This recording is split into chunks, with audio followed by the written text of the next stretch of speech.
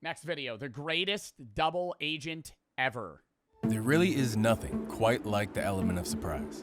When the Allied forces appeared over the horizon on the morning of D-Day, it completely caught the Nazis off guard. They weren't ready for such an enormous attack, at least not here. According to German intelligence, an attack was expected to take place 150 miles away in Calais, and so most of their troops had been moved to defend that location. While the Nazis were defending an empty beach, the Allies stormed their way into Normandy and ultimately... I didn't know that Normandy Beach would have been more heavily armored. Like, obviously you learn about this in, history class, World History 1 and 2, but I always thought that, like, D-Day was as bad as it would have been. That's a fun fact. Yeah, I didn't know that they thought that they were going to be storming a different beach. Like, and the fact that they had that little troops in Normandy and it was still that much of a massacre is crazy. Went on to win the war. The Nazis had been tricked, and it was largely thanks to one man who had spent years trolling them from his own home.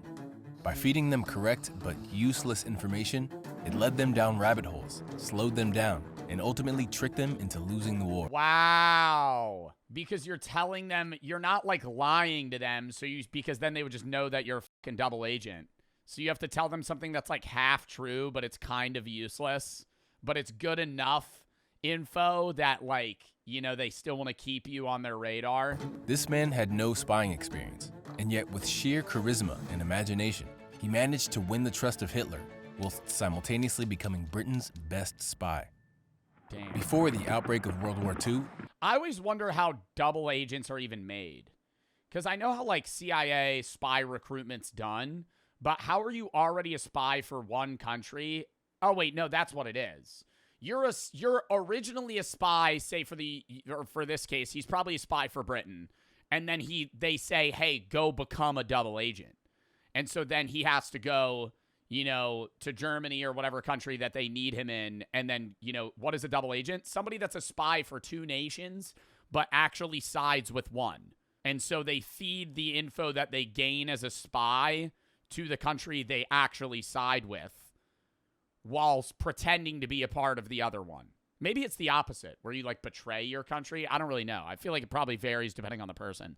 No one despised the war more than Juan Pujol Garcia, a chicken farmer from Barcelona. His farm was taken by the government, his mother and sister were kidnapped, and he himself was forced to fight. He hated the extremism of both sides, so when World War II came along, he was determined to do something to stop the Nazis. He went to the British embassy in Madrid and offered to start spying on the Germans. But the Brits were suspicious and turned him down. And so Pujol had to come up with a different tactic. This time, he went to the... He just flat out walked. He flat out walked as a man from Barcelona. He just walked into a British embassy and said, I want to spy on Germany for you guys. I did not think it would be that simple. I thought he would already have some sort of connection that roped him in. German embassy, pretending to be a passionate Nazi supporter that worked for the Spanish government. At the time, the Germans didn't have a reliable spy network in Britain, and so they desperately needed all the help they could get. Pujol was hired. Wow, so he first and foremost worked for the Nazis before betraying them.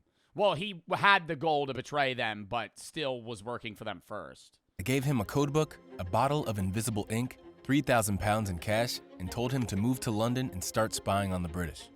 Instead, he moved to Portugal and simply pretended to be reporting from London. Using nothing but a map of Britain and a tourist guide from his local library, he started talking about the places he was visiting and the things he was seeing, like military training exercises on Lake Windermere and warships leaving the Southwest. In between all of the military sightings, he filled his letters with mundane personal details, like going for walks in the center of London, visiting local cafes, and even mentioning when he was feeling ill. Bro, what? This guy was fabricating everything to the Nazis and they just believed him. That's fucking crazy. I know it's the 1940s and there's like lower tech, but still. He's not even a double agent at this point. He's just fake working for the Nazis and lying to them.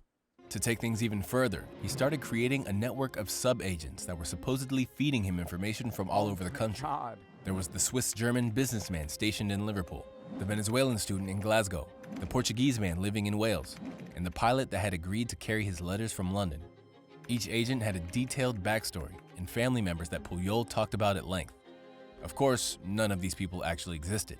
But if the Germans ever called him out on anything, his sub-agents could take the blame, since they were the ones reporting the information. This guy's a fucking genius. Didn't they say he was a farmer in Barcelona? How does he just know how to do this? He goes, oh, let me create 4 fake people that could fucking take a dive. Each letter was so long and so detailed that the Germans started to believe him. Video's kind of skipping some shit because they're rushing the story. Well, yeah, because this was probably over the course of like 5 years. They even started sending $500 a month to pay for his network of agents. This motherfucker was getting paid to lie? What? It's $11,000 in today's money. But this... He got paid $11K a month? Bro, oh my God. Not only was he helping the Allies, he was hustling money out of the Nazis for equivalently $11,000 a month. So far, the Germans were impressed with Pujol's work, so they started asking more specific information. That's when things took an interesting turn. In his third letter, Pujol sent this report back to the Germans. A convoy of 18 ships left the port of Liverpool on the 28th of March. They were headed for the island of Malta. Although Pujol made the whole thing up, by sheer coincidence, a fleet of warships had actually left Liverpool around the same time. But before his letter ever reached the Germans, it was intercepted by Britain's intelligence agency, MI5, sending them into panic mode. A full-scale manhunt was launched to try to track down this mysterious network of spies, but unsurprisingly... Wait, so he just made some shit up about a warship fleet, happened to be right, the Brits got it, and then went, oh, this guy's good.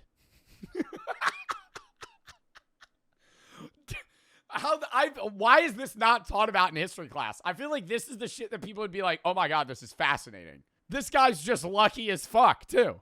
Surprisingly, they found nothing. It wasn't Because until he doesn't even live in the UK. He's just making shit up off of a fucking tourist guide. they really started reading through Pujol's letters that they saw something odd. According to one of Pujol's agents, people in Glasgow will do anything for a liter of wine. This sentence gave it all away. A liter of wine? This really didn't reflect the typical Scottish drinking habits, and Britain never used the metric system. The Brits then learned that the Germans had actually wasted time and resources trying to hunt down Pujol's fake convoy of ships heading to Malta. What, and then they recruit him? It became clear that whoever was writing these letters, they were feeding the Nazis false information to confuse them, and it was working. MI5 were so impressed that they tracked down Pujol and decided to turn him into a real British spy. And in April 1942, Pujol moved to London for real and was given the codename Garbo.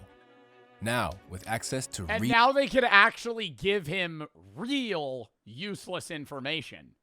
So he's no longer just fucking lying. real military information, he was about to take his trolling to the next level. But what type of info would you give a country that's actively in war that's useful enough to where they don't rise suspicion, but it's also not harming your own people? Because, like, obviously, the final thing you would do was the day of Normandy where you would lie to them and they were like, oh, that info is shit. But, like, what are you telling them that's good? Account info? Yeah, maybe, like, training, just, like, giving them stuff about, like, it's something they would be able to find anyway, like, how many tanks they have. No, but even then, that's useful enough to where, like, then they would be able to counter that. The Allies were planning to launch a surprise attack on the north coast of Africa, where Nazi forces were gaining power. And so, over the next few months, Garbo started dropping very specific hints, suggesting that an attack was instead being planned for Norway. One of his agents saw military mountaineering drills taking place, and Canadian troops gathering in the east of Scotland. Another agent heard rumors of Russian troops advancing westward. Without ever mentioning Norway, he gradually painted the picture that it was the likely target, drawing the attention away from Africa. Oh, so he never flat out says, like, he's saying shit that is true, where there are Canadians in Scotland and they are planning for certain things, but he never says for where. Hitler himself was particularly worried about this attack and ended up moving hundreds of thousands of troops to protect the Norwegian borders. Garbo's next move was a stroke of genius. With the African invasion set to take place on the 8th of November, Garbo wrote another letter to the Germans, this time detailing exactly how the Allies were going to carry out the attack. He dated the letter the 1st of November, but purposely held onto it for another week. The letter arrived in the hands of the Germans on the 9th, but it was too late. Oh my God. No, there's no fucking way. So he tells them, so they just go, oh, it just got late in the mail. I wish we had this sooner. The day before, the Allied forces invaded the That's so fucking smart. Because then they'll just still keep them North on African coast with over 100,000 men. The letter had all the correct details of the invasion, but it was simply too late to be of any use.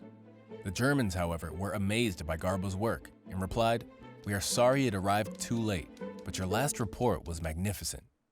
Over the next several months, Garbo continued adding more members to his network. Yeah, but there has to be a time where they actually get good info from him, or eventually they're going to be like, this guy's a con man. Even if he is telling them good info like that, or like vague shit that they're making the wrong assumptions for, 4 years down the line, they're going to be like, we've actually never gotten any good, like, battles off of you. Bringing the total to 27 spies. Of course, all of these agents had to be paid, and by the end of 1943, the Germans were sending Garbo over $100,000 a month to fund his network. They were so pleased with the information that 100,000 then or now? And was he pocketing this, or did he have to give this away? 100 grand a month for people that didn't exist. If that was 115K in 1940 today, it had to be 115K today. It was 115K today. Because 115K then is $2.6 million now. And there's no way they were giving him $2.6 million a month. They were probably giving him like whatever 115K now in 1940 would be $2,600. Yeah, they were giving him like $3K a month. That he was providing that they stopped hiring new spies in Britain. With the network now in full swing, it was time for Garbo's masterpiece, D-Day. Managing this whole operation was incredibly difficult, and it would have been a lot easier if he had Udo. Oh my God, if he had Udo, today's sponsor? The D-Day landings in Normandy were set to be the largest invasion ever carried out by sea, with more than 2 million soldiers from over 12 different nations, all arriving in over 100,000 vehicles. Pulling this off without the Germans suspecting a thing would be an enormous challenge, but Britain had the best man for the job. To avoid the information from arriving late like last time, the Germans told Garbo to start sending his messages via encrypted Morse code instead of letters. Garbo would first write his message in Spanish and break up the message into clusters of 5 characters. Then, consulting a code table, he would change each letter to jumble up the message. An operator would then start typing out the jumbled message into Morse code, which would be transmitted over radio to the Germans. With the ability to now send even more information, Garbo began sowing the seeds of doubt that would make D-Day an enormous success. One of Garbo's agents who worked in the London Underground claimed that the tunnels were being extended towards the southeast and that ammunition was being moved down the tunnels. Another agent saw assault barges gathering at the port of Dover and Bro, but I feel like you couldn't do this today. Just because there's so much fact-checking that goes into spies and how cautious they are and how cautious the countries are into their own spies, you would get fucking killed instantly.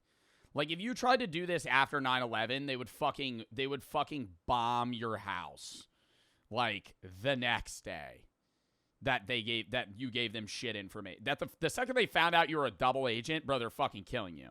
Convoys of Canadian troops arriving in No, they wouldn't. Southampton. Garbo Israel would never let that happen. himself began inventing an entire army of U.S. soldiers and reported large numbers of them gathering in the south. Well, Israel has notably, like, historically just, like, actually bombed 1,000 people to kill one. East. All of this So, yeah. activity pointed towards a massive attack on Calais. That was one of the things John Kiriakou said in one of his interviews, was like, in his experience with Israeli spies and just the government in general, they were, like, openly willing to just, like, wipe out a small neighborhood to kill you. Like, no problem. It wasn't like, hey, we're going to call a hit. Like, no, we're just going to blow up everything and then kill you. The closest point to England. In order to back up Garbo's lies, the Brits started planting real evidence all around the southeast. Fake airstrips were cut into fields, and hollow wooden planes were... That's not true. And let me Google it. Even recently. Between October 7th and November 17th of 2023, Israeli military dropped 600 destructive 2,000-pound bombs with the capacity to damage hospital infrastructure, kill or cause several injuries hundreds of meters away from hospitals. Like, if they, like, historically, I'm talking, like, even, like, 15 years ago. Like, if they knew where you were, like, they're just bombing you. I'm not saying the U.S. hasn't done that either, but... Placed at the side. German planes. That, my point, the thing that I'm trying to say, before that chatter butted in and then I got on this off-tangent rant, is that, like, if you were to attempt to do some double agent shit today, it's a lot more complex than just flat-out lying with info. Like, you're not going to be able to just fucking feed them this shit for 5 years before they find out. Like, they're going to fucking find out a hell of a lot sooner. Fake airstrips were cut into fields, and hollow wooden planes were placed at the side. German planes started bombing these fake sites, so they knew it was working. A gigantic fake oil storage facility was set up in Dover, and photos of King George visiting the site were placed in the local newspaper. Hollywood-style movie sets were used to turn modest boats into enormous battleships, and inflatable tanks. Why did none of us ever know this? Why were we never taught this? They built fake tanks, ships, and planes to trick the Nazis when they would fucking scan the area above us. I was taught this. I was never taught this. In the U.S., I was never taught this. Were placed everywhere. That we made fake tanks. They had built up an entire army of Nazis did the same thing. Really? Fake soldiers, vehicles, and supplies that completely distracted the Germans from the real preparation that was going on for Normandy. The goal was... But then where are they actually preparing their shit where they're not going to see it? To convince the Germans that even when the Normandy attacks began, the real and much larger attack would happen later in Calais. Amazingly... Oh my God, so they would delay their... So they would keep delaying and delaying the fact that they had to run troops to Normandy until it was too late. The British intercepted a conversation between Hitler and a Japanese ambassador, where Hitler mentioned that the first attack was going to be a decoy and that they were really preparing for the second attack elsewhere. By this point, it was clear that Garbo's messages were now landing directly on Hitler's desk, and he was believing. Holy fuck, dude. You're just a random farmer in Barcelona. You end up convincing Hitler of, like, one of the biggest attacks that occurred in World War II was going to be somewhere else. Everything. Whenever Garbo told them about movement in the southeast, the Nazis would move the pin on their map. They made the crucial decision to move hundreds of thousands of troops to defend Calais. That was hundreds of thousands of troops that wouldn't be in Normandy. June 5th, one day before D-Day. Although the German radio operators usually signed off at 11:30, Garbo insisted that tonight they should listen out for a message at 3 a.m. Big news was expected from one of his sub-agents. At 3 a.m., Garbo reported that vomit bags and rations had been handed out to soldiers. This could only mean one thing. The attack was about to happen. But hours went by and no response was received. The Germans had gone to sleep. The Allies rocked up to Normandy at 6:30, completely undercover, outnumbering the Germans by more than 3-1.